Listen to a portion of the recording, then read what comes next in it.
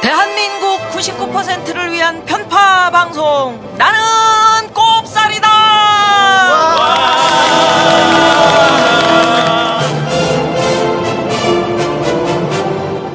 야, 이제는 화음까지 맞추네. 아니, 웃디리는 옷 높고 우리 손디리는 낮아. 그 와만 해봐봐. 시작. 와. 진짜 웃긴다. 네. 1992년 미국 대선을 뒤덮었던 구호. It's the economy, stupid. 바보야, 문제는 경제라고. 2012년 한국 대선이 당신에게 말합니다. 문제는 경제다. 대한민국에 필요한 것은 정권 교체가 아닌 경제 권력, 즉 경권의 교체. 대통령만 바꾸면 뭐하나, 모피아, 투건족은 그대로네. 경제 전문가 손대인, 한국의 체질 변화를 요구한다. 문제는 경제다. 웅진 지식하우스. 진짜 나답게 살기 위한 우석훈의 액션 대로망 1인분 인생. 집에서, 학교에서, 회사에서 시키는 대로 열심히 한눈 팔지 않고 달려왔는데 왜 우리는 행복해지기는커녕 점점 더 불안하고 불행해지는 걸까? 저작거리로 나간 C급 경제학자 우석훈, 그가 풀어낸 대한민국 감남을여의 삶의 문제와 고민들. 1인분 인생, 상상 넘어 발행.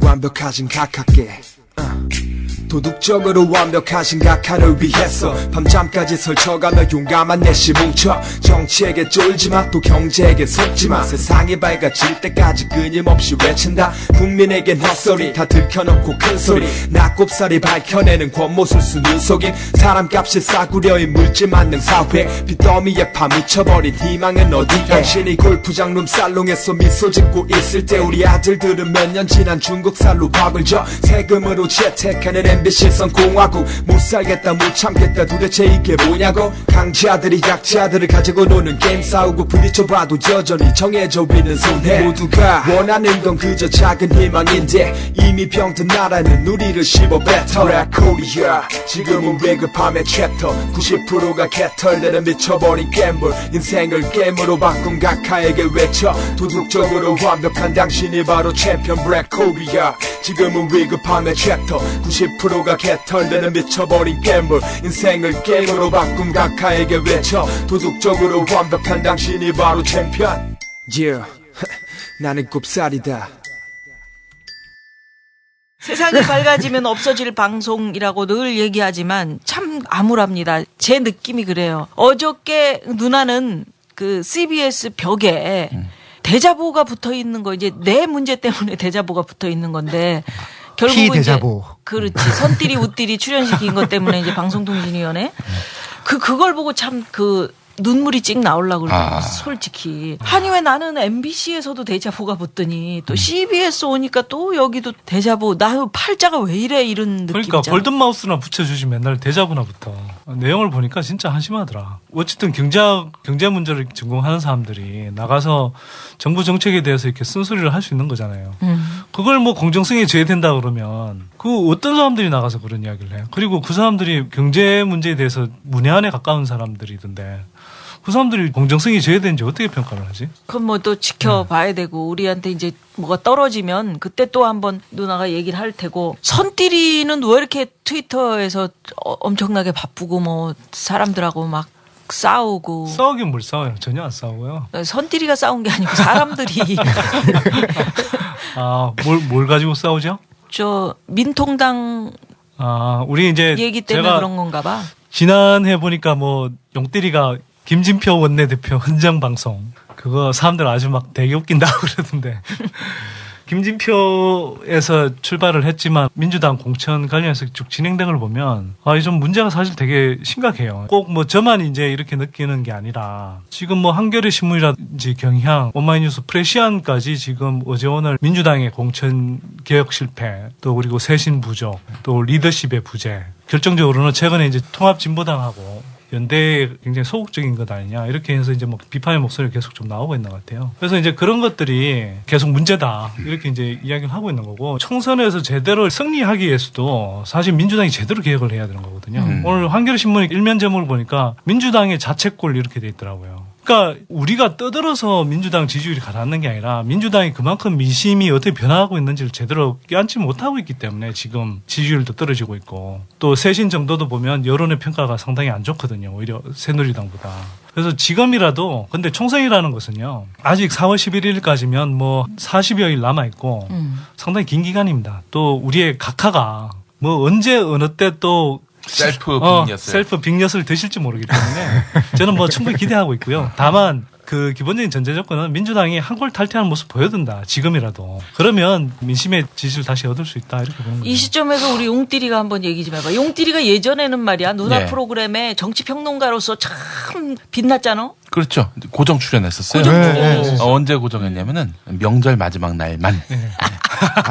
우리도 뭐 그때 이렇게 많이 사람들 갔었어요. 바쁠 때. 사람들 바쁠 때. 그때 이제 용띠리가 한가하더라고. 그래가지고 불렀었는데. 예. 한 그 삼선 지난 의원이 이런 얘기를 하더라고요. 우리나라 법을 바꿔서 고위 공직은 15년 이상 못하게 해야 한다. 그런 얘기를 하더라고요. 아니 국회의원은 왜 이렇게 오랫동안 할 수 있어? 5선 뭐 입선. 5선 원래는 한 3번 정도면 딱 아니야? 3번 정도 딱 하는 게 아주 이제 그냥 지방자치단체장이 그러니까 그렇고요. 그렇게 해야 되는 거 아니야? 너무 오래 하면은요 권력형 비리에 관심을 안 가질 수가 없는 직업이지 직업. 노예지고 말이죠. 그다음에 일본 정치가 굉장히 후진적으로 바뀐 게 이 예. 세습을 시켜줬거든요. 아버지 국회의원이었던데 아들이 오고 근데 한국은 상대적으로 젊고 우리가 가졌던 다이나믹이라는 거는 국회의원 세습은 없었거든요. 아주 예외적인 경우를 제외하면은. 근데 이번에 민주통합당에서 세습도 인정을 하는 것 같아요. 쇄신을 해야 되는데 세습을 지금 하고 있으면은 도대체 뭔가라는 그런 생각이 들더라고요. 저는 이렇게 좀 기가 막힌 게 뭐냐면 노무현 정신을 계승하는 정당이라고 하면서 저 노무현 대통령 탄핵에 가담했던 사람들도 지금 공천에 올라 있어요. 공천 대상에. 그리고 이게 좀 문제가 있는 게 뭐냐면 뭐 이 한미 FTA 협상파나 이런 반들은 거의 대부분 단수 공천인데 임종인, 최재천, 뭐 이종걸, 천정배, 그다음에 김성호 의원 이런 분들 한미 FTA 반대파 이런 분들은 다 경선 붙여져 있어요. 특히 최재천 의원 같은 경우는 트위터에서도 얼마나 이렇게 좋은 트윗으로 이렇게 유명하신 분입니까? 그런 분들도 토론회 그렇고요. 용사였죠. 그럼요. 엄청 그다음에 멋있었죠. 참 김진애 의원도 늘어야 돼요. 김진애 의원 같은 경우 4대강 사업 얼마나 지금 혁혁한 대단하셨죠. 공을 세웠습니까? 완전 여걸이거든요. 김진애 의원의 성대모사가 가능합니다. 간만에 아니 근데 진짜? 조금밖에 안 돼. 해봐봐. 안녕하십니까 김진애입니다. 김진애 의원이 뭐 그렇게 목소리가 더... 목소리가 네, 남자 같아요. 그건 그렇고요. 네. 뭐 이렇게 얘기를 하지. 그 비슷했어요. 그래. 아니죠. 뭐 이런 식으로. 그럼 여기서 김진애 의원의 실제 목소리를 들어보겠습니다. 용뜰과 순학질 누나 중에 누가 더 똑같은지 직접 비교해 보세요. 오늘 저희 위원실에서 4대강 리크스라고 하는 홈페이지를 오픈하는 것을 여러분께 알려드리려고 합니다. 잘 아시다시피 4대강 사업 지난해 말에 날치기 예산 처리하고 그리고 친수구역 활용법 날치기 법안 처리하고 난 후에 국토부나 관련 기관에서는 전혀 아무 자료를 공개를 안 하고 있습니다. 그동안에도 물론 자료를 여러 가지 주지 않았지만 이제는 그대로 그 누님 덕택에 저희가 그 말 들린다. KTX 민영화 문제에 대해서 아주 심도 깊은 이야기를 할 수 있었습니다. 정말 대단한 분이에요. 4대강 KTX 민영화 킬러야 킬러. 그러니까 그런 분도 지금 경선에 들어가 있고요. 뭐 김성호 전 의원 같은 경우는 지금 강서 쪽인데 네. 거기는 사실 경쟁자하고 막 지지율 차가 3배 정도 봐요. 근데도 경선 붙여져 있어요. 의구심을 가질 수밖에 없는 상황이죠. 이렇게 돼버리면. 뭐 옷띠리는 뭐 특별한 거 없어? 정치적인 일들도 좀 그렇지만요. 최근에 이제 국회가 열렸잖아요. 예. 그 열면서 또 김진표 얘기 또 어떤 법 특정 법이 아니라 너무 법이 많이 통과시켜준다는 거예요, 지금. 그러니까 지금 우리가 총선에 관심이 있고, 그다음에 MB 실정에 관심 있는 동안에 은근슬쩍 끼어들어가지고서 사람들의 삶을 많이 바꾸는 법들이 지금 너무 한꺼번에 올라서 분석도 못하겠거든요. 왜 이렇게 많이 통과시켜주냐라고 간접적으로 물어보니까 김진표 원내대표님께서 워낙 성격이 양보를 잘하시고 너그럽다는 거예요. 나 미치겠더라고요. 우리한테 좀 너그러웠으면 좋겠는데. 어제 뭐 국회에서 비공개 토론회가 있어서 이제 저하고 우띠 형님하고 같이 뭐 토론을 했는데 그 자리에서 이제 그 민주당 의원님이 말씀을 하시더라고요. 그런 것도 문제인데요. 이게 지금 김진표 의원 같은 경우는 이제 민주당에서 이런 이야기를 해요. 왜 못 자라내느냐. 그러니까 왜 공천 배제를 못 하느냐. 이제 수원 영통이 나름대로 이제 강남의 압구정동 같은 데고 그래서 그 지역구를 지킬 사람이 김진표 정도 되는 양반이 아니면 못 지킨다라는 거죠. 근데 당내 역학관계를 반영해서 공천을 하다 보니까 지금 2004년, 2008년보다도 지금 현역의 재공천율이 지금 굉장히 높거든요. 완전히 이거 뭐 성공한 증권을 배경으로 한 여당의 완전히 공천 같아요. 그런 식으로 지금 돼버렸다고요. 그러니까 큰 틀에서 보면 그래서 민심이 지금 지지하다가 여론이 확 가라앉고 있는 거고.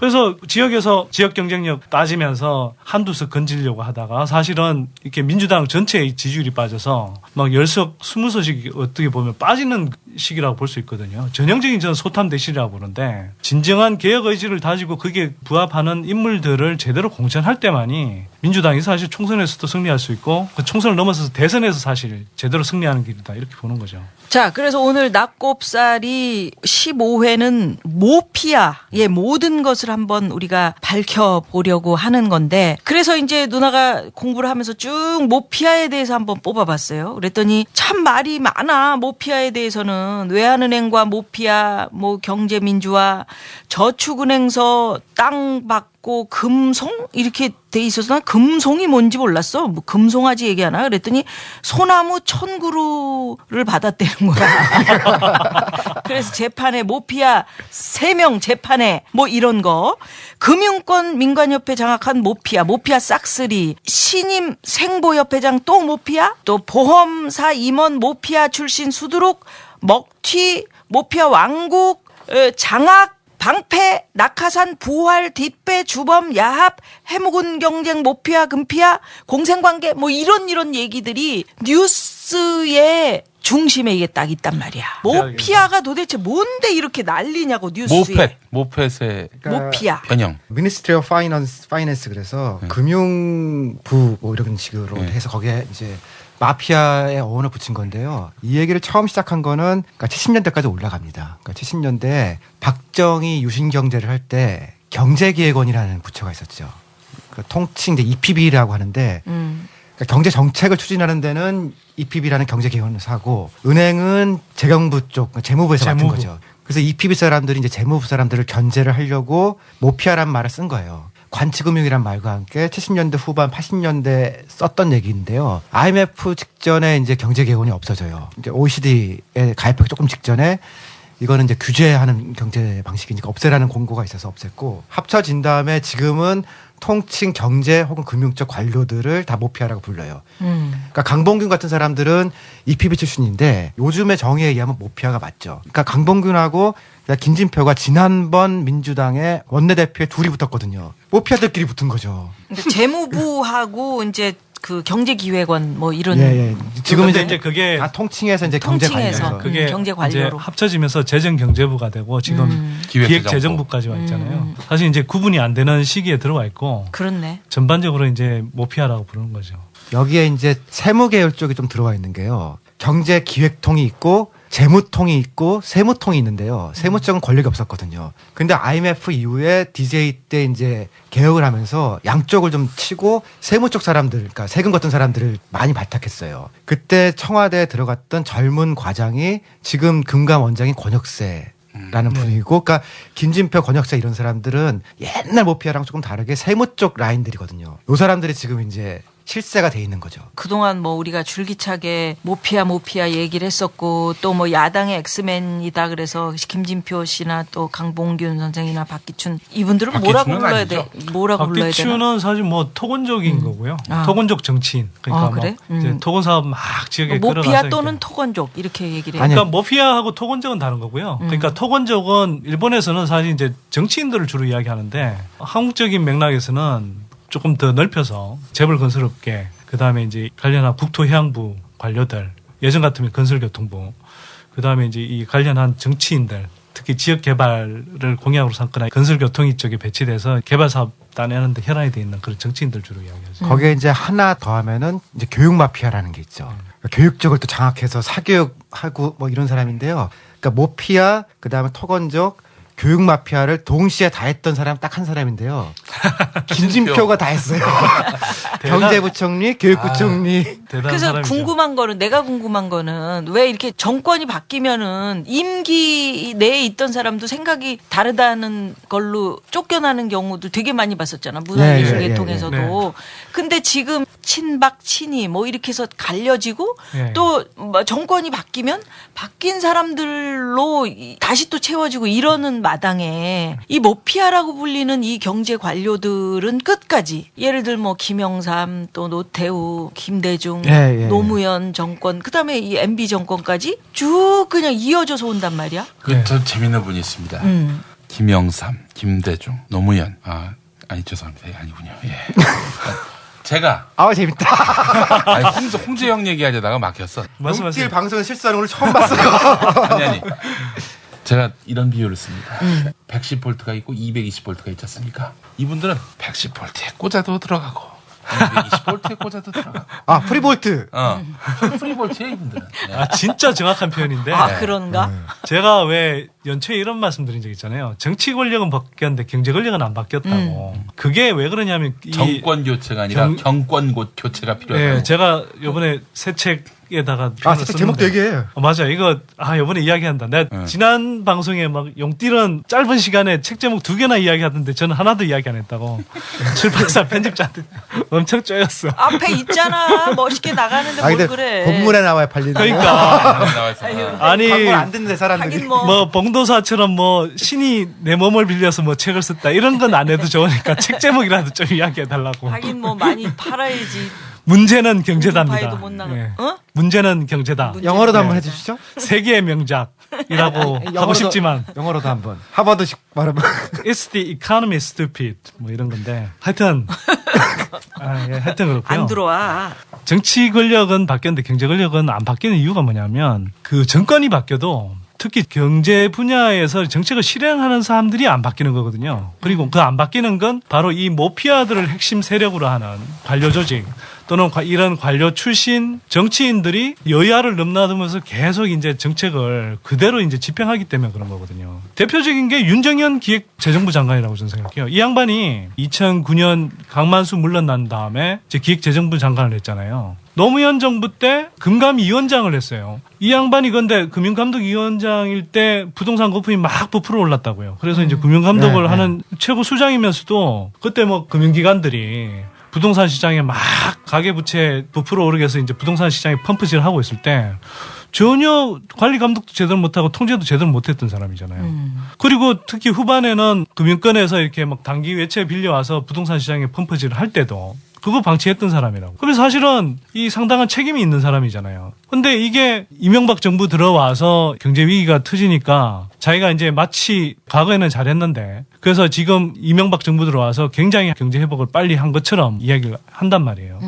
그러니까 이런 걸 보고 있으면 정말 황당한 거죠. 노무현 정부 때도 이렇게 그 당시에 이제 부동산 거품은 튀고 이럴 때 이 사람이 어떻게 보면은 책임이 있는 사람이고 현 정부 들어와서도 부자 감세를 이제 지속한다든가 이제 처음 시작은 이제 강만수 장관 때 했지만 한다든지 뭐 인위적인 고환율 정책을 써서 이제 이 대기업들 부양해 준다든지 뭐 이렇게 하고 또 이런 양반들의 특징이 있어요. 기본적으로 굉장히 복지 포퓰리즘 이야기를 막 해요. 근데 이 양반 경우에도 그게 문제가 됐었죠. 우리가 뭐 복지를 지금 누리기에는 그러니까 복지를 즐기기에는 너무 빠르다. 빠르다. 예, 4대강 사업 같은데 안 하고 이렇게 복지에 써버리면 남는 게 없다. 뭐 이런 식의 발언을 했거든요.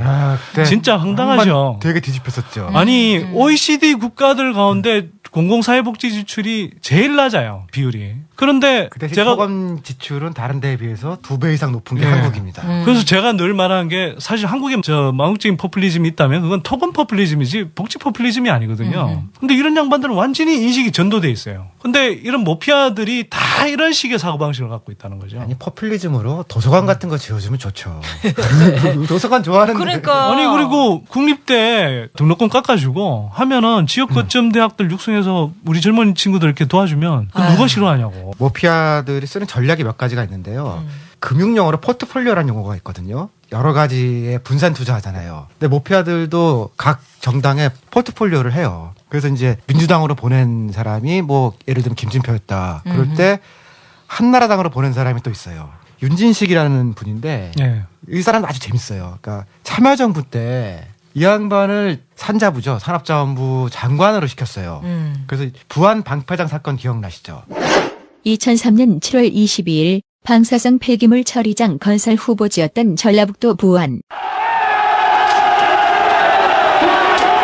군청으로 향하던 주민들이 길을 막고 저지하는 경찰과 몸싸움을 벌입니다. 경찰이 분말 소화기를 뿜어대며 저지해보지만 만여 명이나 되는 주민들 기세에 눌리고 맙니다. 주민들은 군청 앞까지 몰려가 경찰들을 거세게 몰아붙이며 핵 폐기장 신청 철회와 김종규 부안군수의 퇴진을 요구했습니다. 주민들은 또 도로 곳곳에서 폐타이어를 불태우며 교통을 차단하고 경찰의 접근을 막았습니다. 시위에 앞서 핵폐기장 반대 부안군민 대책위원회가 연 오늘 집회에는 7만여 명의 부안군민 가운데 만여 명이 참가했습니다. 오늘 읍내 상당수 상가는 철시했고 고교생들까지 시위에 참여했습니다. 오늘 시위에선 주민과 경찰 등 30-40명이 부상을 입어 병원으로 후송됐습니다. 결국 이 문제는 주민투표에 붙여지고 방사성 폐기물 처리장 유치 찬반을 묻는 부안 주민투표 결과 92%가 반대였습니다. 총 투표권자 5만 2천여 명 가운데 72%가 참가한 어제 부안 주민의 투표 결과 91.8%가 방패장 유치에 반대했습니다. 하승수 주민투표관리위원회 사무처장. 부안의 방패장 유치에 대한 주민의 의견이 반대로 확정되었음을 공표하는 바입니다. 주민투표를 마친 부안 군민들은 오늘 투표 결과를 자축하는 집회를 가졌습니다. 부안 반핵대책위와 주민들은 이제 정부가 투표 결과를 수용해야 한다고 촉구했습니다. 우여곡절 끝에 취소된 부안 방패장. 그리고 5년이 지난 2010년 2월 박태순 사회갈등연구소 소장. 부안에서 주민과 주요 인사가 참석한 가운데 부안백서 발간 기념식을 개최할 것입니다. 부안백서에 대한 모든 작업을 종합해서 판단할 때 부안 사태의 성격은 국가와 주민 간에 발생한 대표적인 국책 사업 관련 갈등 사안이며 국가의 잘못으로 부안 주민들이 고통을 당한 대표적인 국책 사업 실패 사례라고 말할 수 있습니다. 그때 바로 그거를 처리를 해서 똥바가지 써준 거죠. 똥바가지 써주고서 그다음에 그때 이제 어떻게 처리했었지? 장관이 사퇴를 했죠 결국은. 그리고 나서 그거를 이제 경주로 옮겼는데 부안 방패장 때 강행하는 그때 행안부 장관이 이제 지금 김두관이었고 그 양반이 이제 주민들하고도 대화를 했었고 강성 목소리를 했던 게 윤진식이었거든요. 윤진식 씨. 그러니까 노무현 시절에 자기가 장관을 했죠. 우리가 보면 상식적으로 이러면은 노무현 정부의 사람이거나 혹은 뭐 걸쳐 있는 거 아니에요. 그리고 나서 그러니까 서울 폴리텍이라고 하죠. 당시 이제 서울산업대 총장으로 갔어요. 뒷자리 그걸 빼준 거죠. 그리고 나서 그 대선에 MB 캠프에 들어갔어요. 배 바꿔 탄 거죠, 일종의. 배 바꿔 타서 그때 이제 한나라당 쪽으로 간 거예요. 그래서 이번 정부에서는 청와대 경제수석도 하고 정책실장도 역임하고 드디어 국회의원이 된 거예요. 그러니까 모피아 입장으로 보면 자기네 선배 후배들이 민주당으로 가면은 김진표 등 강봉균 등 있고 한나라당으로 가면은 윤진식 등 있으니까 이쪽 당에서 막 얘기를 해도 무서울 게 없고 저쪽 당도 무서울 게 없잖아요. 정권이 교체돼도 또 상관없는 거거든요. 여기로 가든 저기로 가든 선배들이 끌어주고 서로 어떤 벽이 만들어. 그러니까 공직자면 공직 내에서 지네끼리 그런 건 모르겠는데 각 정당에도 지금 포트폴리오를 쓰고 있는 거라니까요. 그래서 아무 당도 집권하면 뭐 이렇다면 노회찬이 집권하면 안 되겠죠. 근데 그럴 일은 없을 테니까 민주당, 한나라당 다 조금씩 분산 투자 이런 거예요. 근데 모피아에 대한 얘기를 할 때 가장 꼭대기에 있는 인물로 거론되는 사람이 이현재 씨야? 보통 그렇게 얘기해서 일반적으로 기자들 표현을 빌리면은 이현재 사단이라고 얘기를 합니다. 그 밑에 누구 지금 있는 사람들이 거의 다 그런 사단이야? 예, 뭐 몇 살 어린데 대개는 지금 자기들끼리는 모임도 있는 거로 알고 있고. 김진표 선생도 다 그렇죠. 이제 고시 기수별로 뭐 이제 쭉 따라가면서 또는 같이 일했던 사람들, 기획재정부 라이너로 이렇게 쭉 일을 했던 그런 사람들끼리 이제 끼리끼리 모여서 주고받고 하는 그런 관계들이 형성이 되고요. 이현재 장관 같은 경우가 대표적인 모피아의 뭐 거두로 불리는데 우리는 보스라고 부르거나 아니 네. 저 사람이 이제 완전 두목일 거다 그렇게 상상을 하고 있죠. 노무현 정부 때 보세요. 이 초기에 첫 경제부총리 겸 재정경제부 장관이 김진표였고 김진표 이야기를 많이 했으니까 좀 생략을 하고 두 번째가 이현재 장관이었어요. 이현재 장관 겸 경제부총리였는데 이 양반이 한 게 뭐냐면 뭐 예를 들어서 한국형 뉴딜 골프장 300개 그러니까 그때 시기가 어쨌냐 하면 2003년까지 부동산이 막 폭등하다가 2004년 요 무렵에 이제 부동산 시장이 좀 가라앉았어요. 그러니까 그때 이현재 장관이 처음에는 농지를 투기할 수 있도록 풀어주더니 투기 가열지구도 해제해주고 야금야금 그러더니 2004년 하반기 가면은 그 당시에 이제 건설교통부 장관이 강동석 장관이었는데 강동석 장관하고 같이 짜웅이 맞아서 뭐 대대적인 전문용어 나왔다. 짜웅. 저도 가끔 씁니다. 그래. 건설 부양책으로 막 나가는 거예요. 그러면서 이제 그때 예를 들어서 뭐 골프장 200개 네. 때려 짓는다. 그때 이야기도 나왔던 거고요. 그 다음에 농지도 아까 그때 이야기했듯이 투기를 풀려고 했죠. 예. 그래서 2005년 초 이제 뭐 열린우리당 예산이 한국형 뉴딜이라고 그러면서 사실은 개발 토건 사업으로 이렇게 떡칠한 예산이었거든요. 그런 걸 했단 말이에요. 그러면서 이 양반들이 또 결국 낙마한 게 뭐냐 하면 부동산 투기를 했어요. 부인의 토지 관련 위장 전입 의혹 받고 2005년에 장관직을 사퇴했네. 그렇죠. 그리고 이분이 한평나비축제인가 한평나비축제일 거예요. 제가 그때 사실 기자로 저 취재를 했기 때문에 동아일보 기자 시절에. 아니 그때 미디어담에 있을 미디어담. 때 그때 뭐 제가 부동산 문제에 골몰을 하고 있을 때라. 근데 그때 이제 지변에 임야 이런 것도 사놓고 그런 게 계속 이제 문제가 되다 보니까 결국은 낙마를 했죠. 근데 이제 그 당시에 이제 노무현 대통령이 떠나가는 장수를 붙잡지 못해서 아쉽다. 그 말을 듣는 순간 너무 안타까운 거예요. 저는 이제 노무현 대통령을 사실 찍고 기대를 많이 했던 분인데 그런 식의 표현을 쓰니까 너무 마음이 아팠고 특히 2004년이 지금 돌이켜보면 굉장히 중요한 해였는데 지금 뭐 부동산 연착륙 하는데 실제로는 계속 말은 연착륙인데 이제 부양책 쓰고 투기 조장책까지 쓰잖아요. 그러니까 이현재라는 분이 얼마나 사랑을 받았나 보니까 네. 재정경제부 장관을 2번이나 했고 부총리를 1번 하고 국무총리 권한대행을 2번이나 했어. 맞아요. 네. 금융감독위원회 초대위원장. 그 양반의 힘이 나오는 기반이 사실은 박정희예요. 1974년이면은 유신이 막 시작돼서 유신 경제를 할 때 굉장히 젊은 시절에 공무원이었던 이현재가 청와대 비서실에 근무를 하게 돼요. 그러니까 지금 이제 금감원장인 권혁세도 젊은 시절에 청와대 근무를 하면서 힘을 가질 수 있는 이게 뭔가 생긴 건데 그 원 모델이 사실은 이현재였던 거죠. 그러니까 청와대 한번 가서 박정희 때 뭔가 조절하고 조율하고 그런 기능을 딱 익힌 거거든요. 힘도 익혔고. 그 박정희 대통령 시절이 언제적인데 이분이 생노병사 하시네. 그래서 그 힘을 중심으로 이제 한참 힘이 올랐을 때 DJ가 정권을 바꿨을 때 그때 초대 금감원장이 되면서 그러니까 살생부를 주게 돼요. 어떤 기업을 그러니까 은행을 살릴지 말지 하는 그 힘이 이현재한테 전부 다 몰린 거죠. 그래서 그때 이를테면 DJ 같은 경우에 그 힘을 빌린 거예요.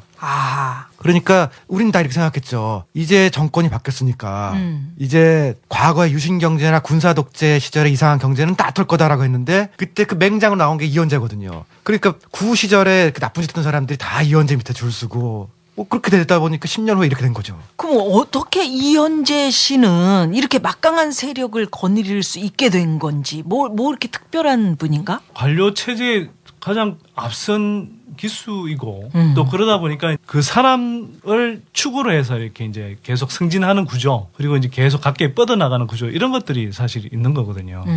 그런 걸 형성하는데 중추가 됐던 그런 것도 있고 퇴임한 다음에 로펌에 일단 몸을 좀 의탁하면서 쉬었다 올 수 있는 그런 모델을 개발한 사람도 또 이 양반이에요. 그래서 그만두면은 로펌에 가서 돈 더 잘 벌고 더 좋아. 그리고 기다리고 있다가 또 들어올 때는 로펌에 힘을 갖고 오는데 본인 얘기는 자기는 6개월 동안은 쉬었다는 거예요. 장관을 그만두고 김현장 가기 전에 6개월 쉬었으니까 나는 좀 다르다라고 하는데 그런 신형 모델을 개발을 잘하는 사람이에요. 근데 이현재라는 인물이 IMF 구제금융체제를 탈출하는 작업을 진두지휘해서 성공적으로 IMF를 졸업했다. 요 이제 IMF 경제위기의 구원투수다. 요런 그 높은 평가를 받는 거 성공한 구원투수요? 할 얘기랑 지금 연결돼 있어서 지금 미리 얘기할게요. 그건 지네 얘기고 그건 지네가 얘기고 그 일을 하도록 원래 DJ 때 임명된 사람은요. 새로운 그 국민의 정부에서 첫 번째 청와대 경제수석을 했던 김태동 교수였어요. 그러니까 그 양반이 이제 막 정리를 하려고 했었는데 그해 1999년 5월 18일이야. 5.18이죠. 그날 청와대 경제수석을 갑자기 경질해요. 근데 이 작년에 만나서 물어보니까 본인도 아직도 이유를 모르더라고요. 기획수석인가 경제수석을 둘을 맞바꿔요, 자리를. 그러니까 그 당시에 정책기획수석이 강봉균이었고, 그렇죠. 경제수석이 이제 김태동 교수였어요. 근데 김태동 교수가 상대적으로 상당히 개혁적이고 지금도 연세가 상당히 드셨는데도 불구하고 굉장히 개혁적인 목소리를 내잖아요. 제가 트위터에다가 청와대 정책시사 누가 하면 좋겠냐고 했더니 지금도 김태동 교수님 요번에 안 그래도 은퇴하시니까 딱 하시면 되겠다. 지금도 그 의견이 나오더라고요. 근데 이제 이게 몇 개월 만에 딱 바뀌어버리고 3달 딱. 예, 강봉균이 이제 경제수석으로 딱 간 거죠. 그 이유를 모르고. 본인도 제가 작년에 만나서 물어봐서 그때 어쨌습니까 그랬더니 자기도 왜 바뀌었는지 모른다는 거예요. 그리고 그때 그 밑에 있던 사람이 지금 금감원장인 권혁세인 거고요. 그런데 이런 거죠. 그런 사람들 다 이럴 땐 그냥 뒀으면은 장관이 이런 사람들을 우리가 민주주의의 경제를 할 만한 분이라고 할 사람들을 안 쳤을 거 아니에요. 원래 청와대 경제수석이 그런 거 하는 일이거든요. 그 사람을 잘라놓고 자기들이 해놓고선 내가 한국 경제를 살렸다. 라고 하니까 그건 네 얘기고. 아니 그러니까 한국 경제에서 제가 볼 때는 좀 굉장히 아쉬운 장면이 두 가지가 있는데요. 아까 제가 2004년을 언급했던 이유가 뭐냐면 그때 노무현 정부가 삼성경제연구소를 비롯해서 기득권 언론들의 이른바 이제 경착륙론 그렇게 하면 일본식 버블 붕괴가 와서 막 경제가 흔들린다 이런 협박이 휘둘리지 않고 정말 노무현 정부 초기에 그 부동산 투기 억제 대책들을 강력하게 이제 집행하고 실행했더라면 지금 같은 한국 경제가 이렇게 막 부동산 거품이 이렇게 부풀어 오르고 가계부채가 이렇게 심각해지는 그런 상황까지는 좀 들어오지 않았겠느냐 이런 생각을 하는데요. 그때 하여튼 오히려 이제 이 이현재, 강동석 같은 어찌 보면 토건파 또 모피아 이런 사람들을 중용하면서 좀 물 건너간 부분이 있고. 왜 중용을 했지? 그 불안감이 있었나? 예를 들어서 노무현 정부 초기에 우리가 한번 모셨지만 지난번에 이제 김종인 의원 모셨더니 뭐 저 한나라당 간 뭐 기회주의자로 왜 모셨냐 뭐 이런 식으로 이야기하는데 한편으로는 재벌 개혁에 관해서는 그분이 정말 한마디 할 수 있는 분이고요. 그다음에 실제로 노무현 정부 초기에 이건 뭐 제 이야기뿐만 아니라 김진표 대신 김종인 의원을 초대 경제부총리로 했으면 훨씬 재벌 개혁도 제대로 됐고 부동산 거품도 지금처럼 이렇게 부풀어 오진 않았을 거다. 이런 이야기들을 사실 해요. 왜 이현재까지 갔는지는요. 또 전사가 있어요. 2012년 가을에서 겨울 사이에 대선이 있었던 거 아니에요. 이해찬과 노무현 전 대통령, 그러니까 돌아가신 대통령께서 한판 붙었던 그때 국무조정실장이 김진표였어요. 근데 그 많은 중요한 관료들이 있었는데 상대적으로 거기가 이제 일이 좀 적었으니까 노무현 캠프 쪽에 도와준 건 사실이에요, 김진표가. 그렇게 해서 국조실장이 도와주니까 선거에 도움을 받았고 그래서 2003년도에 신정부가 출범하면서 인수위원회가 생길 거 아니에요, 대통령 인수위원. 그 대통령 인수위원회 부위원장이 김진표가 됐어요. 그러니까 새로 출범하는 정부의 기본 밑그림의 상당 부분은 김진표와 그 친구들이 그린 거죠. 그러니까 당연히 그 사람이 첫 번째 경제부총리가 됐고 그렇네. 후임은 당연히 자기 선배인 이현재를 놓게 된 거고. 근데 거기 이제 반대했던 혹은 반대할 수 있었던 사람들이 청와대 정책실장이 있었는데요. 이정우 교수가 됐었거든요. 근데 이정우 교수랑 그때 밑에 국민경제비서관은 정태인 박사가 들어가서 딱 2명만 들어갔고 그 밑에 경제수석이나 수석들은 안 채워졌어요. 그때 노무현 정부에서. 그러니까 수석들을 쭉 채워줘야 되는데 그 자리를 토건족 혹은 모피아와 혹은 그 가까운 사람들을 채워놓고 나니까 2003년도 4년도에는 이미 이제 이정우 실장은 정책실장 그만뒀고 정태인 박사는 청담도인가요? 그 횡담도. 그걸로 이제 재판이 걸려서 실제로 국민경제비서관이 재판 걸렸으면 뭘 못하실 거 아니에요. 그 와중에 이현재 등 치고 들어온 거죠. 제가 근데 그 참여정부 때 인수위원회에 참여하셨던 분 이야기를 좀 들어보니까요. 한편으로는 견제할 수 있는 정책 능력을 가진 사람이 없는 것도 문제예요. 지금 뭐 486 정치인들이라고 그러는데 말은 486으로 업그레이드 된 것 같은데 하는 행태 보면 완전 286으로 저는 다운그레이드 된 것 같은데. 뭘 알아야지. 아니 그러니까 견제를 못 하는 거예요. 그러니까 이 사람들은 뭐 민주화니 뭐 이런 그런 흔히 운동만. 말하는 큰 이야기는 막 하는데 큰 그림.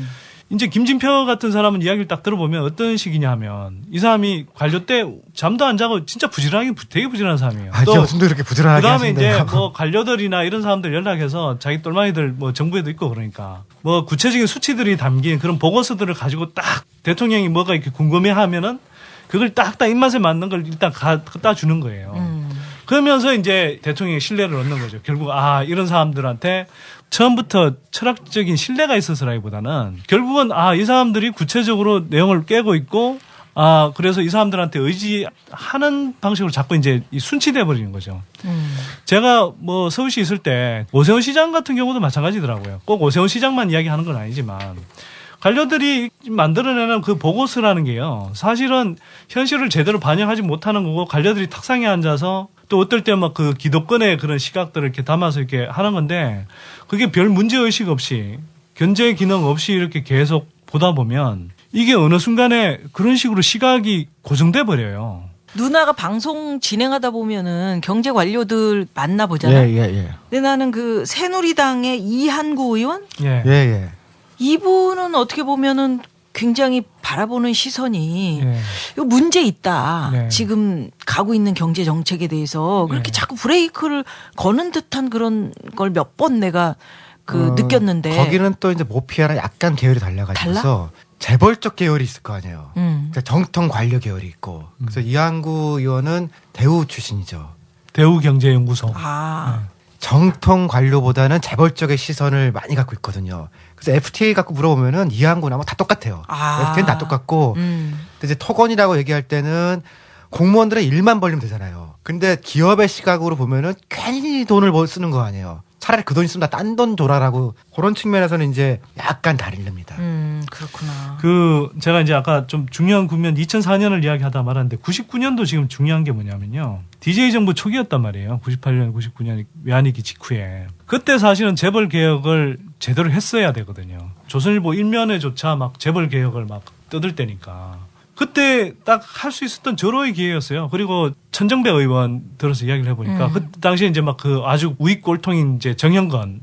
정영근. 국정원 출신. 그런 한나라당 의원조차도 정권 바뀌기 전에 막 천정배 같은 사람한테 막 놀렸는데 정권 바뀌고 나서는 진짜 뭐 다 잡아 드시오 뭐 이런 식으로 이렇게 목을 쭉 늘어뜨리고 있었대요. 진짜로.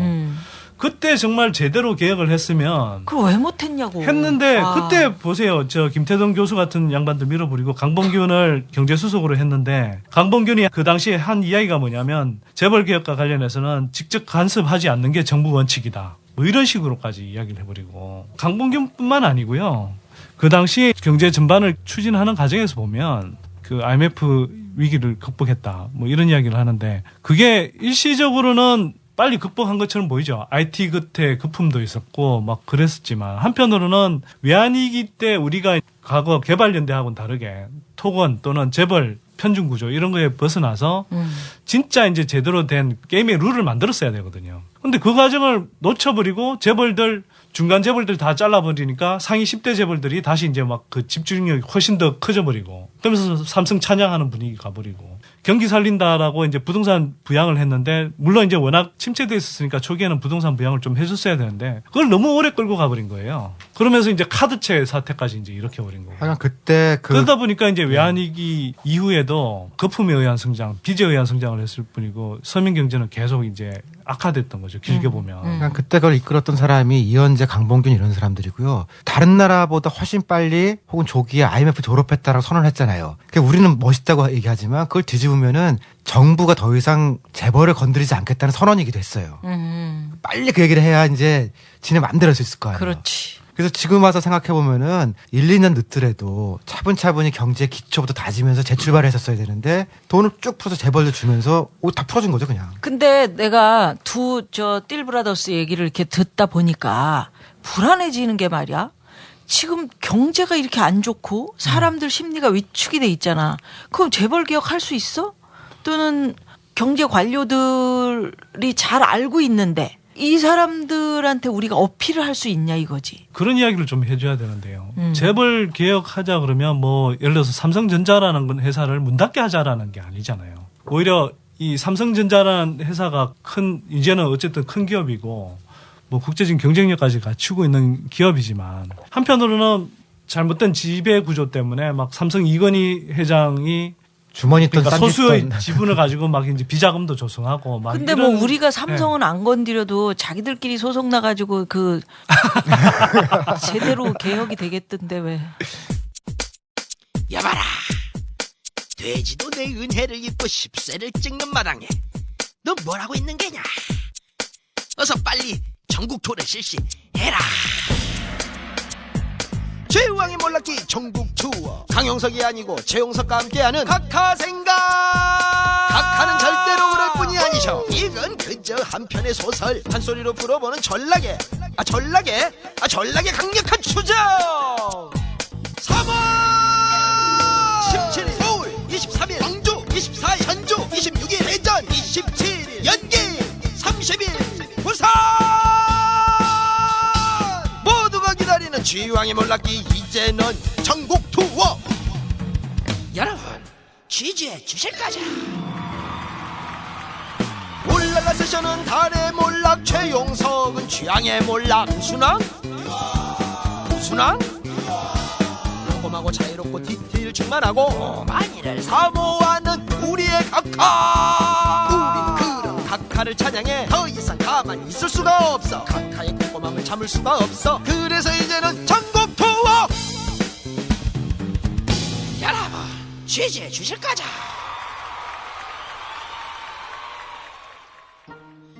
공연이 궁금하고 예매를 할라치면 이상한 나라의 헌책방 홈페이지 www.숫자2sangbook.com 이상북.com을 방문하시거나 전화 070-4407-8552 070-4407-8552로 연락주시면 됩니다. 맞춰올라 감사합니다.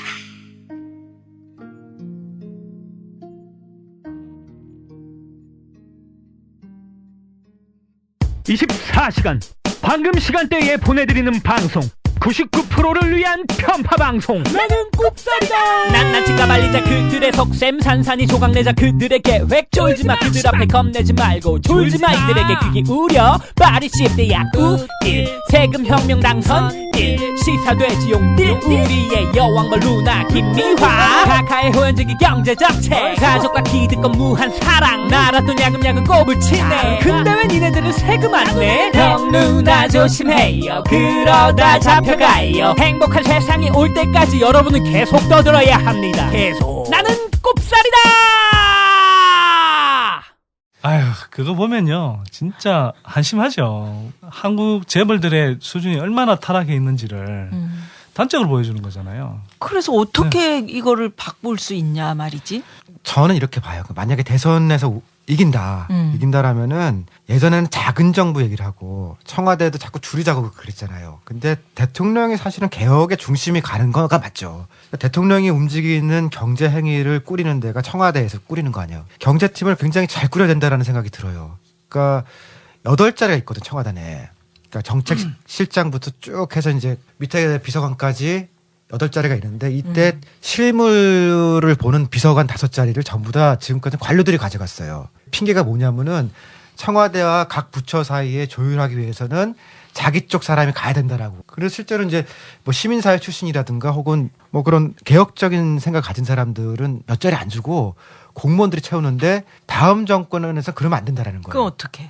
그것도 전부 다 이렇다면은 뭐 지금 우리랑 같이 미래를 얘기하고 재벌 개혁을 얘기했던 그런 사람들이 들어가서 청와대 경제수석도 해야 되고 이럴 때면 금융비서관이나 교육비서관들 이런 것들 있잖아요. 이거 지금부터 누가 할 건지 막 얘기를 해가지고서 그 자리를 딱 채워서 대통령이 확실하게 금융민주화, 경제민주화 가겠다라고 메시지를 줘야 된다는 거죠. 근데 권력을 잡으면 말을 안 들어먹어요. 자기가 최고고, 그러니까 뭐 전문가가 필요가 없는 거다 이렇게 생각을 해버리니까. 근데 전문가를 배치하고 나면은 관료 손을 잡을 수밖에 없잖아요.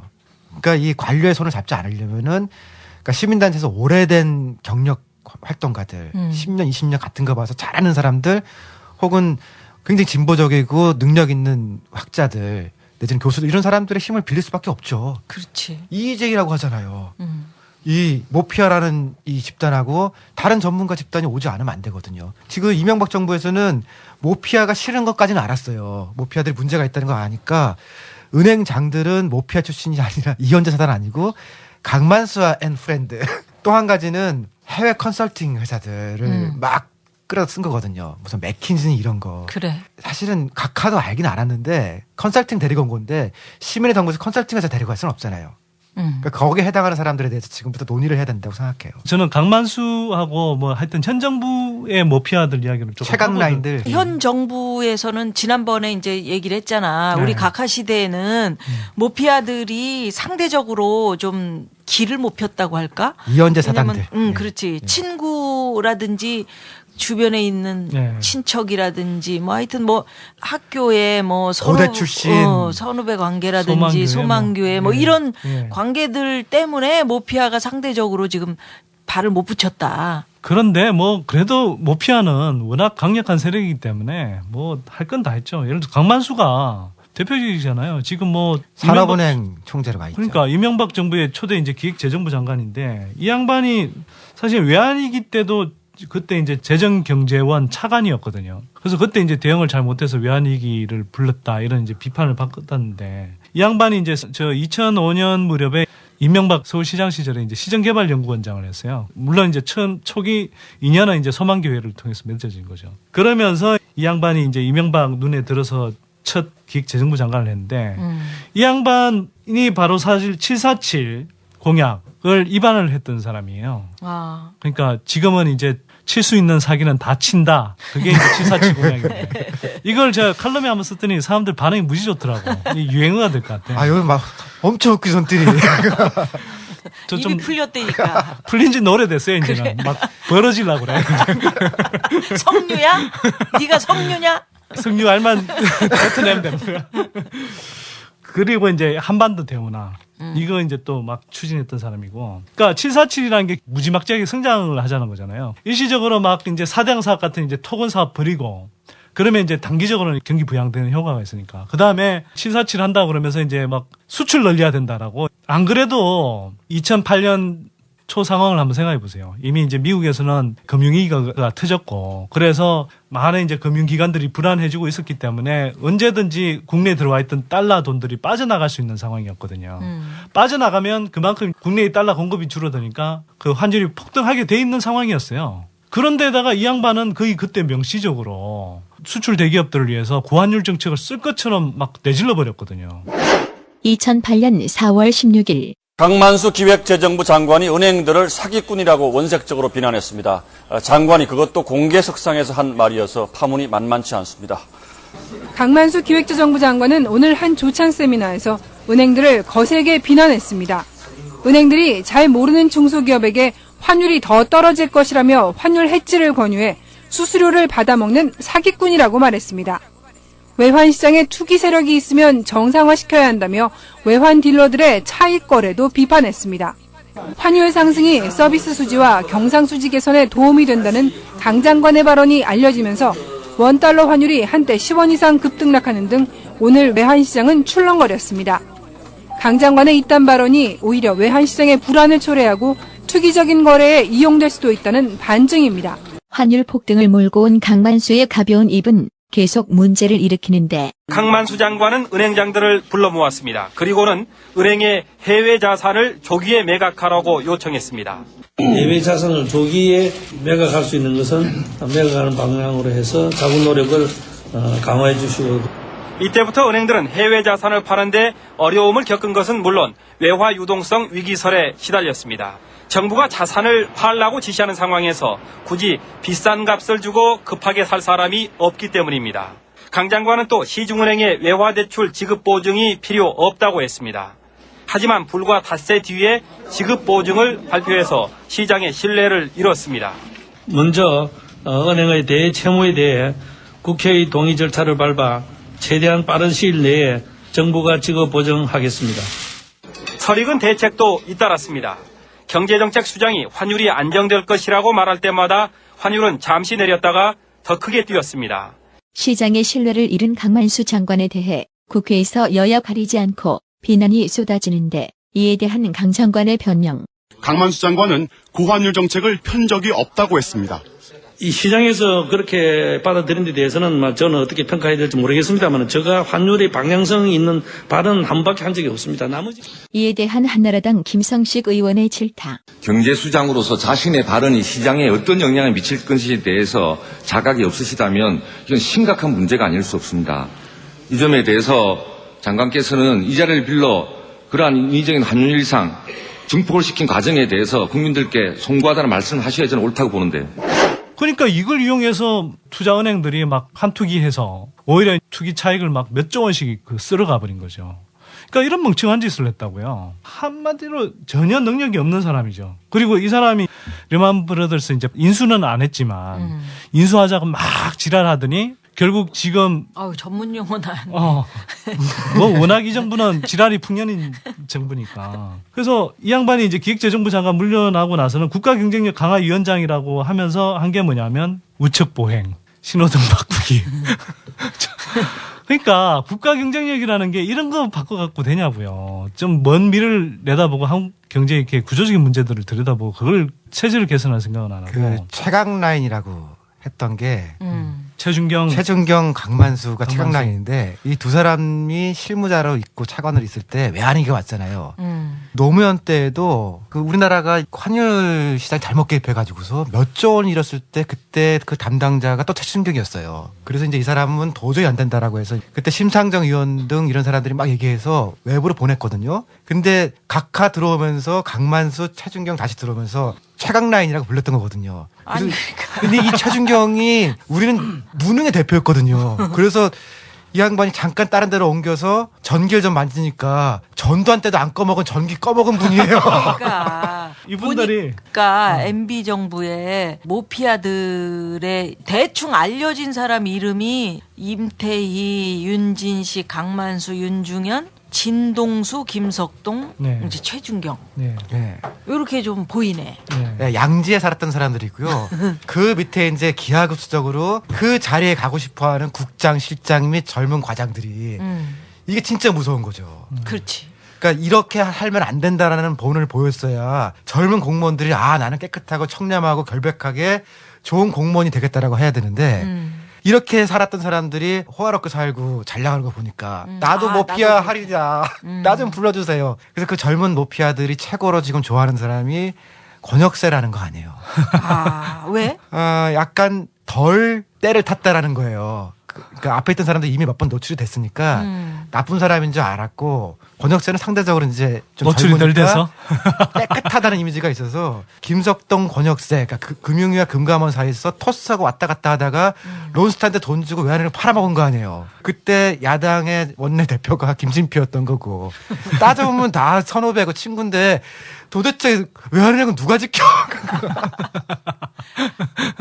한심해서 웃음이 나와. 그런데 강만수의 악행은 너무 심각해서 이 사람은 조금 더 설명을 해야 돼요. 잘못 걸렸다 오늘 삼촌한테. 아니 진짜 나쁜 XX거든 이 양반은. 그러니까 아까 이야기했지만 리만 브러더스 그때 인수했다 그러면 진짜 한국 그때 완전히 진짜 제2 외환위기 완전히 왔어요. 아작났죠. 완전 그래, 죽을 뻔했죠 진짜. 인수하자고 그랬던 거 아니야. 조선일보가 그때 막 하자고 두 번이나 막 칼럼 쓰고 사설 쓰고 막 그랬다고요. 완전히 나라 팔아 먹을 만한 언론이었어요 그때. 근데 이 양반이 이제 그 국제경쟁력위원장도 물러나고 나서 이제 지금 산업금융지주 회장으로 와 있잖아요. 그래. 그리고 지금 하는 게 뭐냐면 제가 오늘 업계에 있는 사람 M&A 흔히 말하는 기업 인수합병 시장에 있는 그 전문가를 만나서 이렇게 들어보니까 사는 그거 민영화 하려고 해도 사줄 사람이 없대요. 그러니까 사줄 사람이 없고 그러니까 사줄 외국 투자자가 없는 거죠. 왜냐하면 은행이라는 게 흔히 말하는 수신 기능, 예금을 받아서 이렇게 대출해주는 그 기능이 없으면 사실 돈이 안 생기는 거거든요. 쉽게 말해서. 근데 산업은행은 그게 없단 말이에요. 근데 민영화 하려고 해요. 근데 그걸 누가 외국 투자자 중에 누가 사냐 이거죠. 그래서 굳이 이제 그러니까 사게 하는 방법은 뭐냐면 정부가 온갖 이제 특혜나 또는 뭐 이렇게 몇 년간에 걸쳐서 이제 뭐 보증을 써주고 막 그렇게 해서 겨우 몇 조 받고 파는 방법밖에 없다는 거예요. 아니면 근데 다른 그것도- 은행 끼워서 네. 브랜치라고 하잖아요. 금방 얘기했던 은행은 창구가 있어야 되는데 산업은행 정부랑 일을 하니까 브랜치라는 게 없거든요. 브랜치 있는 뭐 저축은행이나 뭐 하나 껴가지고선 끼워 팔기 이렇게 하려고 하는 거죠. 그럼요. 그리고 이제 실력도 없으면서 맨날 뭐 글로벌 메가뱅크 뭐 이런 식으로 이야기를 하면서 지금 산업은행에서 하고 있는 게 뭐냐면 한 10조 원 정도 들여갖고 국내외에 이제 기업들을 막 사들여요. 근데 그게 뭐 투자한다라고 하면서 사들이는데 뭐 잘 되면 좋지만 제가 볼 때는 지금 산업은행의 그런 뭐 전문성 수준으로 볼 때 잘 하기 어렵다고 보거든요. 그러니까 맨날 간이 배 밖에 나가고 사실은 지네 돈도 아니죠 이게. 뭐 자산이 400조라고 그러는데 부채도 400조니까 실제로 가치는 빵원이에요, 빵원. 이거 가지고 지금 그 돈들 선들이 사 100원 주고 팔아야 말이지. 선들이 사. 그러니까 그런 걸 가지고 지금 뭐 또 투자은행 하겠다고 막 얼치기 흉내를 지금 내고 있는 거라고요. 그러니까 그런데다가 이 양반이 난 정말 결정적으로 나쁜 XX라고 보는 게 뭐냐면 감세 정책이에요, 감세 정책. 제가 이거 누누이 이야기하지만 뭐 자기네들은 뭐 감세 정책이고 이게 위에 돈이 들면 밑에도 결국 그 돈이 떨어진다 거다. 이런 식의 낙수효가 들먹이면서 뭐 서민 경제 잘 산다 그랬잖아요. 근데 제가 이야기했지만 오히려 부자 감세라는 것은 거꾸로 이야기하면 서민 정세였고 실제로 제가 조사를 해보니까 하위 40%에서 50%에 이르는 사람들의 세금 부담은 오히려 늘어났다는 거죠. 당연하게 근데 돼 있죠 원래 그렇게. 부자들 감세를 해줬는데 이게 그 부자들 중에 누가 했냐? 그 당시 감세 정책할 때 이 강만수 최준경이 있었잖아요. 최준경이 차관이었거든요. 이 양반들 종합부동산세가 막 한 1,000만 원씩 막 줄어들었더라고. 자기가 자기 세금을 내린 거죠. 정부가 종합부동산세 무력화를 시도하던 2008년 10월 국회 기획재정부 국정감사. 정부 여당의 종합부동산세 개편안에 대해 야당 의원들은 부자들만을 위한 감세안이 아니냐며 목소리를 높였습니다.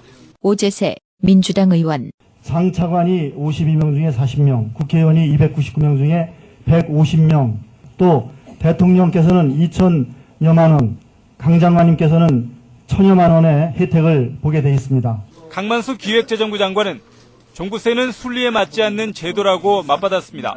우리나라 종부세 같은 이런 세는 어느 나라에도 또 제가 조사한 바에 의해서는 어느 역사에도 없었다는 걸 말씀을 드리고, 강 장관은 한 발 더 나아가 사견임을 전제로 종부세는 위헌이라고 말했습니다.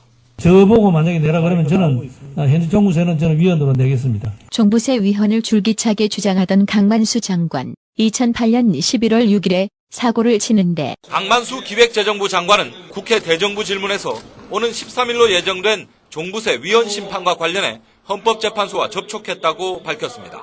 헌재와 접촉을 했습니다만은 확실한 그 전망은 할 수는 없습니다. 일부는 위헌 판결이 날 것으로 예상하고 있습니다만은.